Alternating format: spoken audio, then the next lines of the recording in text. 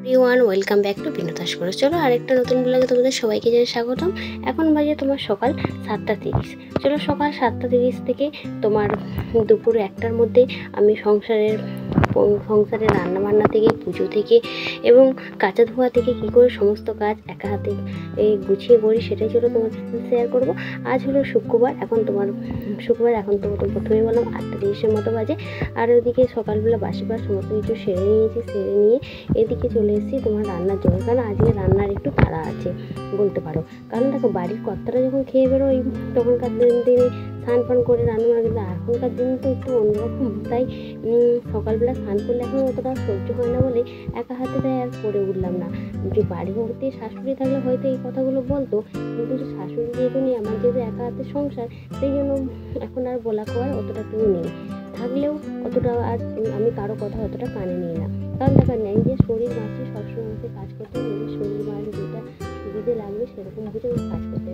আর দেখো, রান্না করতে হতে রান্নার এই সামনে জানলাটা না আমার খুবই একটা পছন্দের জায়গা বলতে পারো।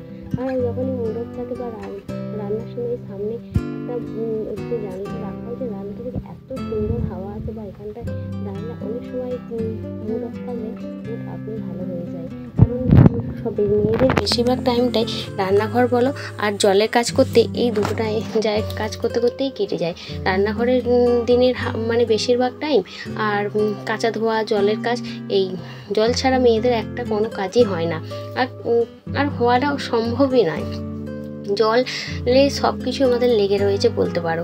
আর এখানে দেখো, এখানে শাকটা নিয়ে যে বর্ষার শাক, তো অতটা ভালো হলেও একটু ভয় লাগে, কারণ শাকের মধ্যে এখন নোংরা পোকামাকড় থাকে, তো বর্ষার টাইম, সেই জন্য শাক নিয়ে এলে একটু ভালো করে কেচে মানে ভালো করে পরিষ্কার করে দেখতে হয়, ভালো করে কচালে আরে ধুতে হয়। না শাকের মধ্যে একটু ওই ছোটো ছোটো গেঁড়ি ভাঙা এটা সেটা থাকলে মানে খেতে বিরক্ত লাগে আর কীরকম লাগে। দেখো, এটা মেয়ের স্কুলের গাছটা গতকাল নিতে গিয়েছিলো, আজকে আবার গাছটা বৃষ্টি চলবে তো একটু বেশ সতেজ হয়ে উঠেছে।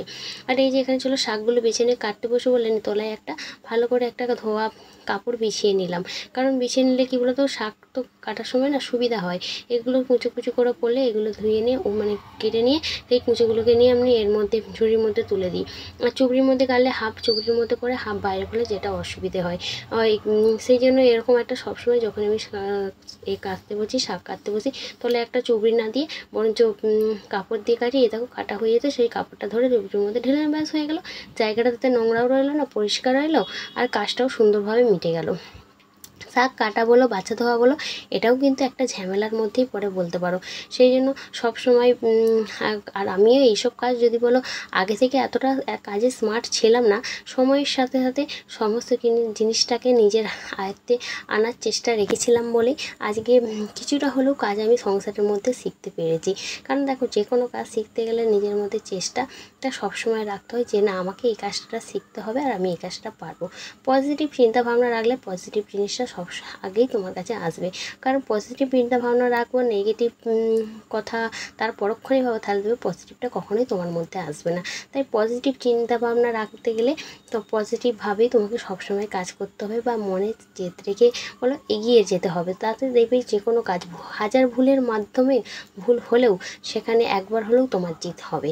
কারণ আমি যখন এই সংসারের কাজকর্মগুলো যখন শিখতাম না, তখন আমি এত শত কিচ্ছু কাজ জানতাম। কারণ আমি পড়াশোনা করতে যেহেতু বিয়ে হয়েছিল, আজকে বিগত আমার 11 বছর বিয়ে চলছে।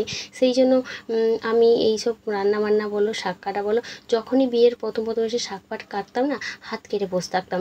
তবুও কিন্তু তখন আমি হাল ছাড়িনি। ওই কাপড় একটা বেঁধে নিয়ে তখন আবার তার উপরে কাজ করা শুরু, কারণ জানি থেমে গেলে চলবে না, থেমে গেলেই আমাকে এইটা জকের মতো একদম এঁটে থাকবে। সেই জন্য সেটাকে ভয় না পেয়ে সেটাকে ভালোভাবে আয়ত্তের মধ্যে এনে শাকটাকে তখন কাটা শিখতাম। তারপরে যে রান্নাটা পারতাম না, সেই রান্নাটা সব সময় মানে করার চেষ্টা করতাম। তারপর ধীরে ধীরে একদিন দেখলাম এই কাজগুলো থেকে আমার ভয়টাও কেটে গেছে, অনেকটা জিনিস আমি শিখেও নিয়েছি।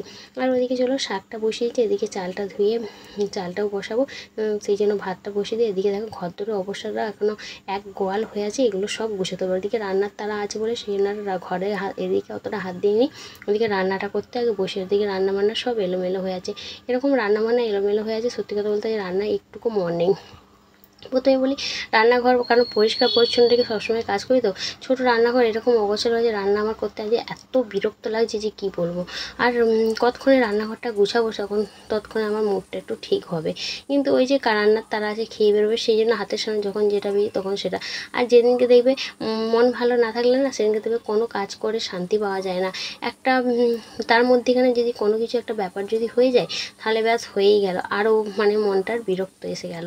সেই জন্য কাজ করার ইচ্ছা সত্যি একদমই নেই। আজকে রান্না করছি, ওতে রান্নার দিকে আমার একটুকু মন লাগছে না, ভালোও লাগছে না, বিরক্তভাব একটা লাগছে। তারপর মেঘলা ওয়েদার, আর একটুকু যেন ইরিটিং লাগছে যে কখন রান্নাটা আমি শেষ করে একটু বাঁচবো। ওইদিকে মাছ ভাজা হয়েছে, খাসির ডাল একটু ভিজিয়েছিলাম, ও বড়া দিয়ে আমরা দিয়ে টক করবো। এদিকে ডাঁটা আলু দিয়ে একটু পাতলা করে মাছের ঝোল হবে, আর ওদিকে ভাত হয়েছে। আর এদিকে চলো ঝোলটা মশলা কষে আদা জিরে বাটা, লঙ্কা গুঁড়ো, হলুদ গুঁড়ো দিয়ে হালকা পাতলা করে এমন করবো, আর তার সাথে কটা কাঁচা লঙ্কা দিয়ে দেবো। ওদিকে ঝোলটা বসিয়ে দিয়ে এদিকে আমরা চাটনিটা করবো বলে আমড়াটা ভেজে নিয়ে আর একটু এর মধ্যে আগে এটাকে সিদ্ধ করবো, তারপর সর্ষে বাটা দেবো। ওইদিকে রান্না করতে করতে এদিকে ভাবলাম চলো বাসনপত্রগুলো গুছিয়ে নিই। ওই যে এদিকে ঝোলটা হচ্ছে, তারপর একদিকে আমড়াটা হচ্ছে, ভাবলাম চলো বাসনগুলো গুছিয়ে রাখি। কারণ দেখো একটা কাজ করতে করতে আরেকটা কাজ করার জন্য হাতে যদি সময় থাকে, সেই কাজটা গুছিয়ে নেওয়াটাই ভালো। আবার ওদিকে ওই কাজটা হতে হতে আবার ভাবলাম এদিকে চলো রান্নাবান্নাটা হয়ে গেছে। এখানটায় বড্ড অগোছালো হয়েছিল বর্ষার সময় তো, তাই সব দিক পরিষ্কার পরিচ্ছন্নতা কিন্তু বেশি করে করতে হয়, কারণ বর্ষার টাইমটা একটু বেশি করে পরিষ্কার পরিচ্ছন্ন করতে হয়। কারণ বর্ষার টাইমে পোকামাকড়, মাছি মশা, ব্যাঙ এইসবের উৎপাত কিন্তু বেশি বাড়ে। ওইদিকে ওই পরিষ্কার করে নিয়ে আর এদিকে চলে এসেছে এই যে চিনির বয়ামটা বড্ড নোংরা হয়েছিল, তাই চিনির বয়ামটা একটু ভালো করে ধুয়ে মুছে ঘষে পরিষ্কার। রান্না করতে তো যখনই এরকম রান্নার বয়ামগুলো বলো, ডিব্বাগুলো হলো যখনই শেষ হয়, তখনই সেই গেমটা এরকম করে আমি পরিষ্কার করে রেখে দিই। তাতে কি জিনিসটা পরিষ্কার হয়ে গেলে একসঙ্গে অনেকগুলো জিনিস রইলো না। আর সব জিনিস তো একসঙ্গে একটা একটা করে যখনই জিনিস শেষ হয়, তখনই এরকম একটা একটা করে মেজে গুছিয়ে, তাতে জিনিসটা পরিষ্কার রইলো, আর তোমাকে অতটা ঝামেলাও পড়তে হলো না। আর ওদিকে চলো কথা বলতে, এদিকে আমার রান্না বান্নাটা রেডি হয়েছে, শাক ভাজা, ভাত, আর ডাঁটা দিয়ে আলু দিয়ে মাছের একটা ঝোল, আর এদিকে রয়েছে আমড়ার টক। এই হলো আজকের মেনু। টাটা।